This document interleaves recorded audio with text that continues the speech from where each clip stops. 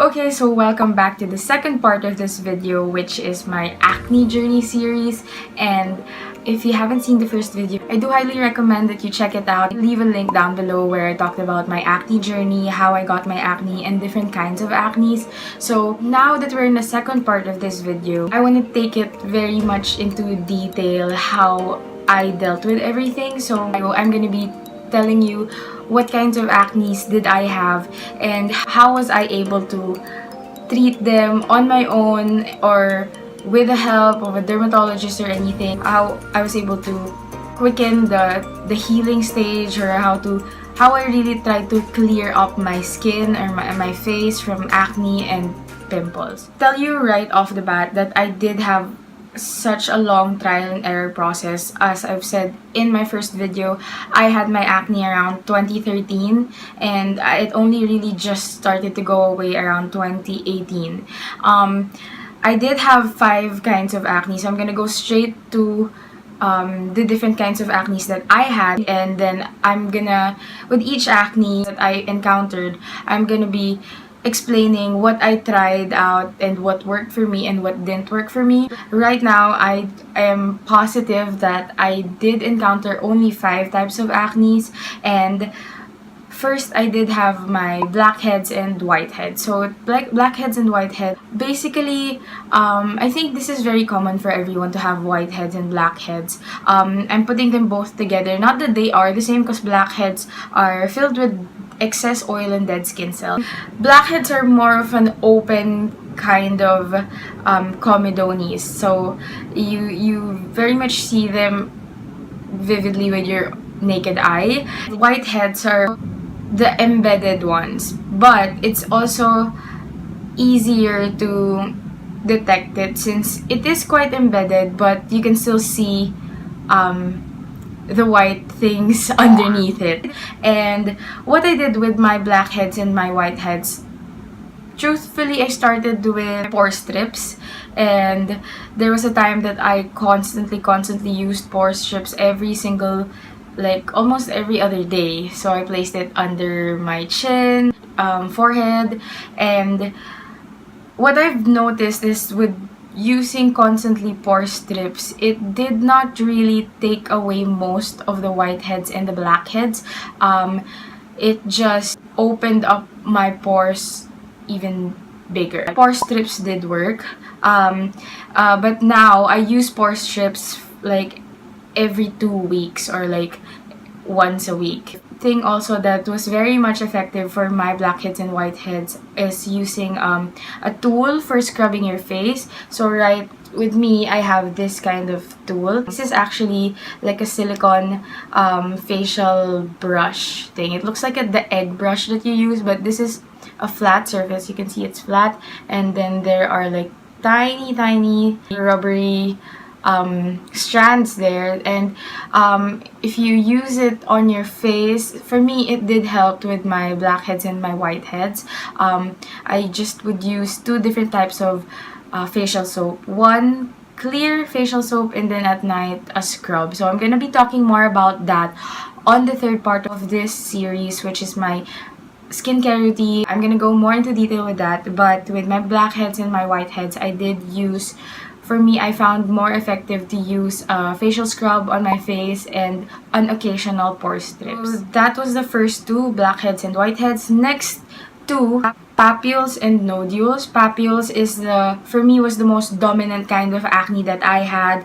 It is the type of acne that is reddish and there is a pus on the inside. The difference with the nodule is a volcanic pimple, but it is a lot harder. So the nodule is more encouraged to get treated by a dermatologist, and a papule is something that you can actually get an over-the-counter cream or gel to help dry up the acne itself. For me, again, like what I said, the most dominant acne I had is papules. So this is again the type that has pus on the inside and you have to wait for it to dry out, and then once it pops out there's like blood and oil and like, whatever. So with my papules and my nodules, I did go through several different creams, drying cream. Because when a pimple happens, or this kind of acne happens, it occurs right in your face. It pops out right there. You feel it, a little bump.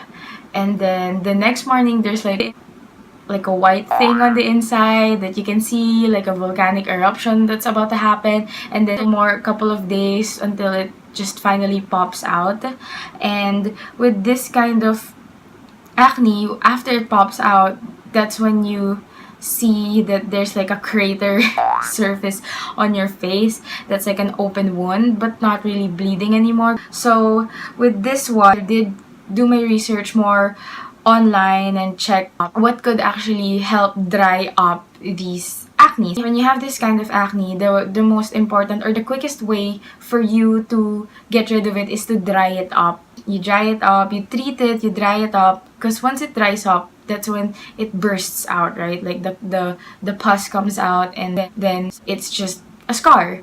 So that's, for me, when I had my acne, my main goal was for it to just pop out and become a scar, so I could just like focus more on clearing the blemish. I thought of several different gels and creams that could dry up my skin, and I did go through like really expensive creams and different gels from different brands that didn't really work that much. Also, I did go to the dermatologist to ask what could be a good drying cream, and they did give me this clindamycin solution. As you can see, this has been with me for like almost 5 years, so I can say that it was quite effective, but not as in like a really quick work on my acne. So I figured there should be, since I was on a budget, is there like a cheaper alternative for a drying toner or a drying cream or a drying anything for my acne to dry up quickly?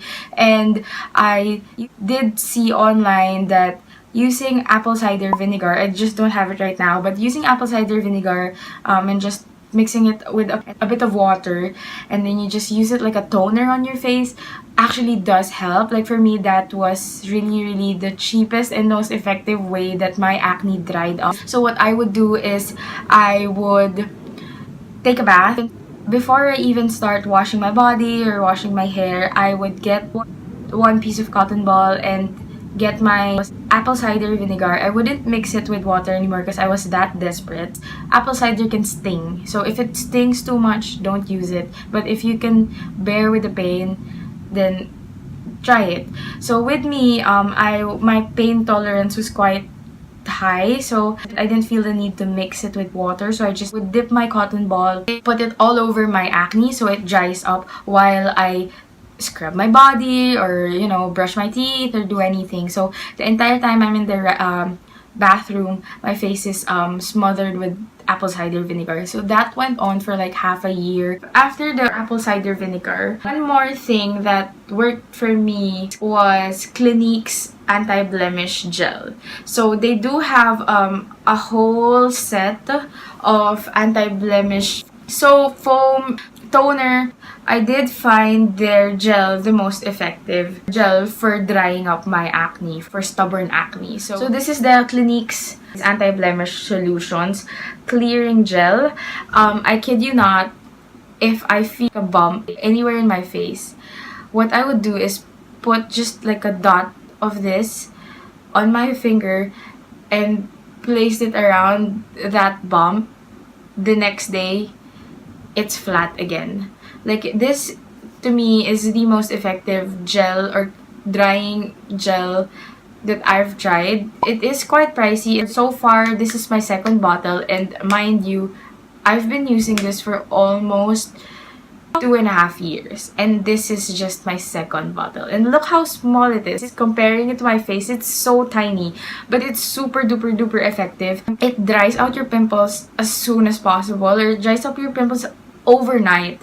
There are certain types of pimples that are super stubborn, so you're just gonna have to constantly put it, and it just helps dries out the pimples. Okay, so my last type of acne that I have is acne mechanica, and this one is caused by heat, friction, and pressure against the skin. So I think I remember saying in my first video around 2016 was like the most hell-bound year for me. I remember I would not go out of the house without a face mask, a cap, shades, and jacket. Like, I literally looked like a hall dapper.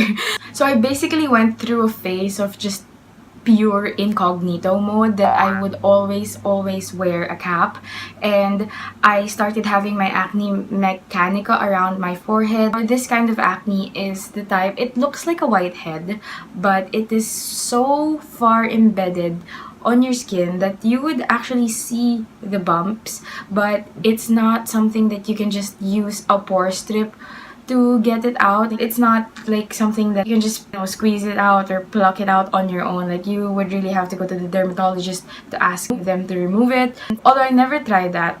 Also, this is the kind that you get under your chin. So it's like, it's so far embedded, but it's still visible, and it's something that it's so hard to like get it on your own. So what I would do with that also was I kept using the apple cider vinegar. It helped clear out the bumps on my forehead and on my chin. These 5 types of acne that I experienced, I didn't just experience it one acne a month or one acne a year. It did get to a point where every single acne that I just mentioned in like one sitting. So that was around 2016. 2016 was like the most worst breakout I had, because I didn't just have like a blackhead, I did have whiteheads, papules, nodules, acne mechanica all over my face. This was like around my cheeks, my chin, my forehead. Even in this area, like the jawline area, I did have acne there. So I did go back to the dermatologist. Throughout my entire journey, I did go to the dermatologist with my mom, and this was around 2013 also. That was the first time I had acne, and she just kept recommending for me to get pricked, inject like a certain serum, gave me creams, and to be honest, it didn't really work for me. The pricking, the creams that she gave, or the serum that she just keeps pumping on my face. If anything, I just shelled out a big amount of money that time. So getting to that point was like really bad, because it was all over my face. Like, I don't know anymore what to do, how to, you know, fix it and everything. So I decided to go to the dermatologist and ask her, because I knew in my heart that this was a worst kind of situation already. It wasn't just one type of acne, that it was like bursting all over my face, and it was different types of acne. So I decided to really ask for a professional's advice, and she recommended that I do try out a certain medicine that could actually really help clear out my acne and to stop the reproduction of the acne. She did recommend the Isotretinoin Acne Trex. This is an anti-acne medicine. I had to take it once a day. Once I start seeing changes, it could go from every other day. I could take the medicine every other day. Or if it starts to clear up my face a lot better, I could move from every other day to once a week. My dermatologist recommended me to take this for at least a year and a half to fully make sure my breakouts doesn't come anymore, or it doesn't reproduce anymore. Most of the people I know who took this, they only took it for like half a year or to a year.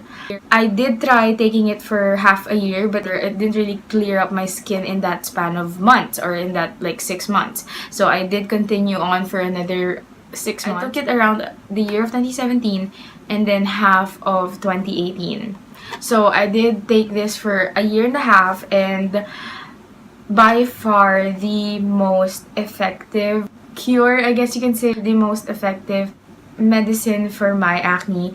Not only that it cleared up my face, but it did stop the acne to reproduce. It does have a side effect of like just drying out your face, because this medicine stops the oil like from your face. Oil on our face is a huge part of how acne works. So this helps reduce less oil on our face. I'm gonna be leaving a link down below because this is not really safe for everyone to take.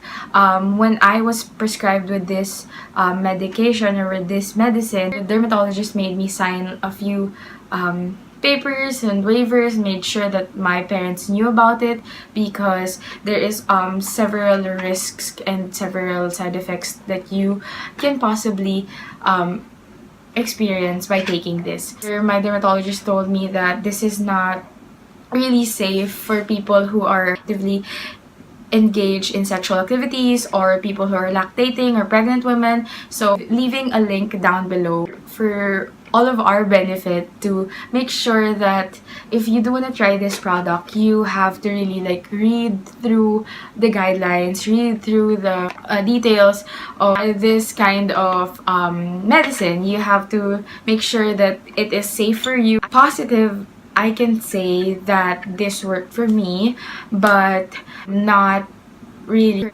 encouraged for everyone. So that is the second part of this video. Again, this is really a trial and error process. You are going to be going through a lot of different products, different facial methods, different ways to help your acne clear out. This again is going to be a skin to skin basis. It's not going to be effective for everyone. It is just my personal experience and what worked personally for me and my acne. Again, identify the type of acne you have, treat it accordingly, and it's important to do your own research, seek professional help.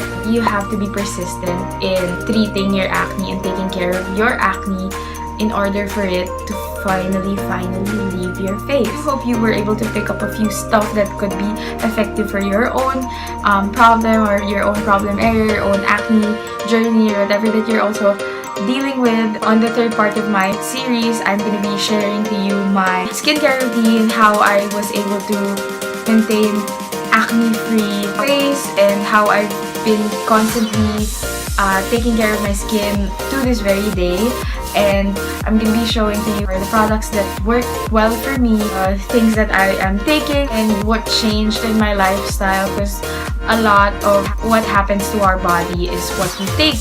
So I'm going to be talking more about that on the third part of this video. I do hope you enjoyed me rambling about my acne journey and this whole trial and error process.